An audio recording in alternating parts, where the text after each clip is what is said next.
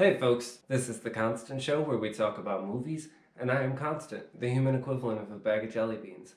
And this week, I want to talk to you about Smokin' Aces. Now, on paper, Smokin' Aces is the perfect action movie. Mob boss Barraza puts a hit out on Buddy Israel's heart, and then a group of Batman villains all get together to try and be the one who claims the prize. You got Face Stealer Guy, there's Merciless Torturer, you have Sapphic Sniper and her partner, you got Common, you got this guy who does magic. There's all kinds of, you have the Redneck Trio, the Jersey Trio, but that's only on paper. And in practice, Smoking Ace is not so much of a fun time. And I mean that in the nicest way possible, because Smoking Aces is not an action movie. What is an action movie? Genuine question, because I searched all night and the only answers that I could find came from Wikipedia. A film featuring predominantly action, chase sequences, fights, shootouts, explosions, and stunt work. The second definition I came across was just a film that's exciting. And the third one was from David Borwell, which was a film where spectacle overrides narrative. First, I thought all genres were like this, and then I was like, nope. For horror, it gives a full definition, cinema techniques, common themes, even the type of music. But for action, it's just a movie that's exciting. This was strange to me because action is the most popular genre of film, and yet it's received such little critical consideration that the definition is basically just when actiony stuff happens. For Wikipedia's definition, that could apply to literally any zombie movie, and we'd always sort those into horror. A film that's exciting could be any movie. A film that places spectacle over narrative. Have you seen Titanic? Because I did, and the only serviceable part of that movie was the parts that looked like they came out of a time machine from $1 billion budget. I'm just saying, spectacle over narrative. So in lieu of anybody else providing a definition, I have one, and it is as follows. In an action movie, the predominant means of moving the plot forward must be action. Whether this is chase sequences, shootouts, and/or fight scenes. John Wick has to get through all the henchmen so that he can get to the big bad. Paul Walker has to win this race in order to join the crew. And Jean-Claude Van Damme has to win this tournament so that he can avenge his friend. This brings us to point number 2. Our hero must be the person most capable of action. James Bond is the best spy, Dom is the best mechanic, and Ip Man is the best martial artist. Our protagonist must also be the person most justifying its use, either by not being the aggressor, or by being the only person who can actually do something about it. Examples include Jet Li just wants to sell chips, Tony Jaa just wanted an elephant, and this kid just wanted to stop his bullies from attacking him. Neo is the one, Sandra Bullock is the only FBI agent who could pass as a beauty pageant queen, and Owen is the dinosaur expert. There must be a central conflict between good and bad. Brad versus Bill, Spartans versus Persians, Scott Pilgrim versus the world. Number 5. The film should be so fast-paced and so much of a spectacle that you overlook the practical considerations of it. Examples include the entire plots of Crank 1 and 2. Drinking probably wouldn't make you a better fighter, and anything involving giant robots. The problem is, if you rely on any of these earlier definitions, then this video is not a commentary video, it's instead an action movie.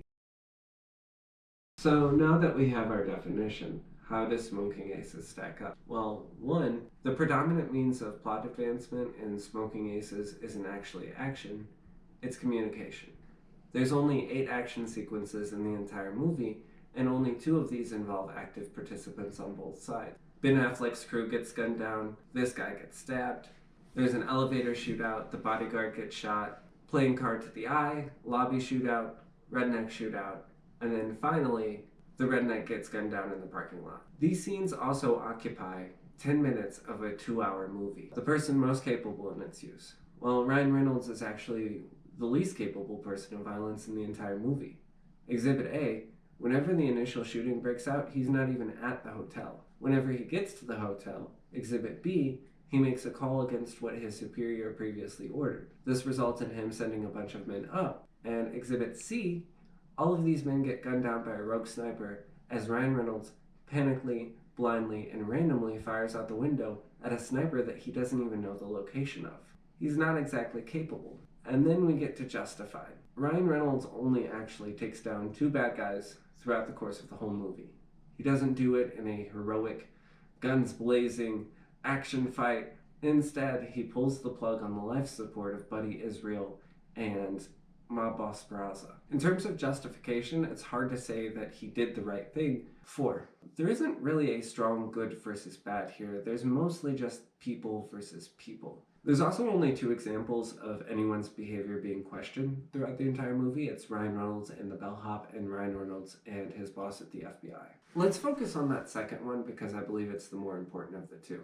Barraza has been undercover as an FBI agent for 60 years, and now he's the head of the mob. If he were to flip, he'd be able to take down the entire mob. Is that 60 years worth of information worth Buddy Israel's life? Is it worth his partner's life, or all of the other lives that got lost as a part of the hotel shootouts? And even Ryan Reynolds isn't sure. He ends the movie processing the severity of what he just did. It's not this triumphant send-off of an explosion that he coolly walks away from, or some power ballad blaring over him just being awesome. It's instead the very real consequences that are going to follow shortly after the filming ends. The main emotion that I'd say Smoking Aces conveys is a sense of unease. We're overloaded and bombarded with incomplete information from a bunch of different actors. The violence, although exaggerated, is brief, chaotic, and random. It ends as quick as it starts. The big action sequence of the movie isn't Ryan Reynolds facing down against the dragon, the big bad's second in command. It's instead him huddled over the dead body of his partner. Even if you really like the Sapphic sniper, you have to kind of feel bad for her, as the whole reason she initiates the shootout is she has a meltdown over losing her partner, who is still very much alive, and she realizes at the end of the shootout that everything she did was for nothing, as her partner walks into the sunset with a new partner of her own. Okay, so Smoking Aces isn't an action movie. What is it then?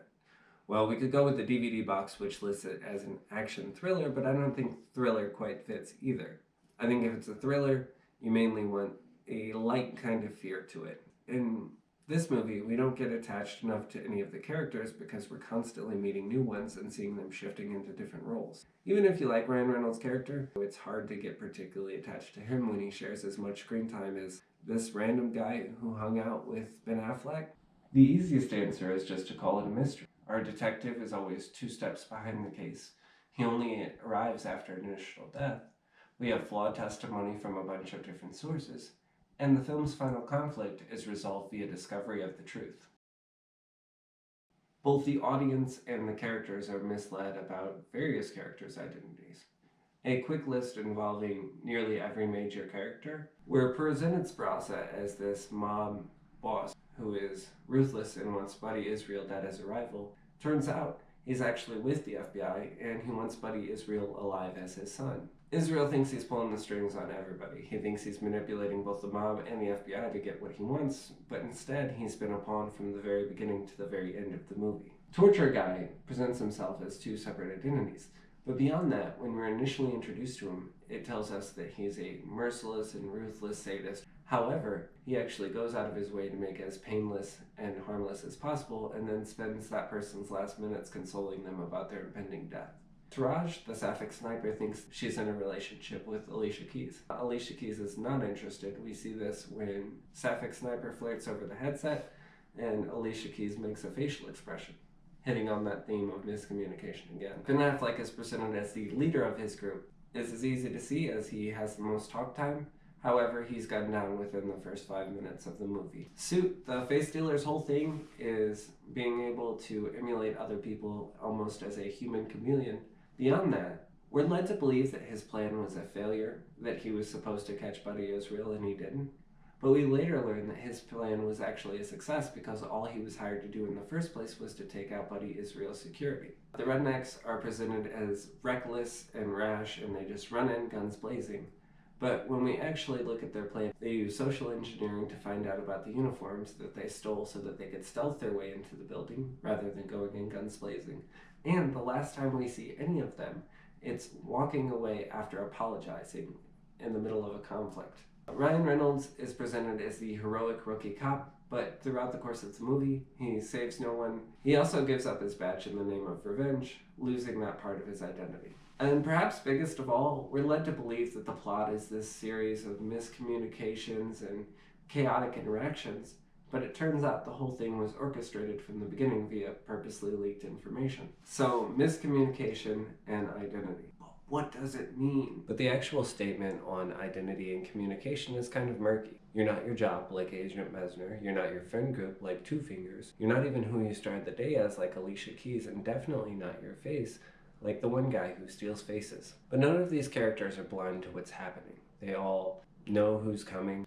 They're not even blind to the shifting loyalties like we see in the relationship between Buddy Israel and the guy that Common plays. The other aspect to that is that all of these characters have agency. If you remove even the smallest sub-character in the movie, it drastically changes the outcome that would happen. And that, in Smoking Aces, is the truest form of identity. The choices that we make in a sea of actors who are all doing the same thing. A series of prisoner's dilemmas where your interests may or may not align, and your only compass is your judgment, which spins to position from half-truths and miscommunicated knowledge.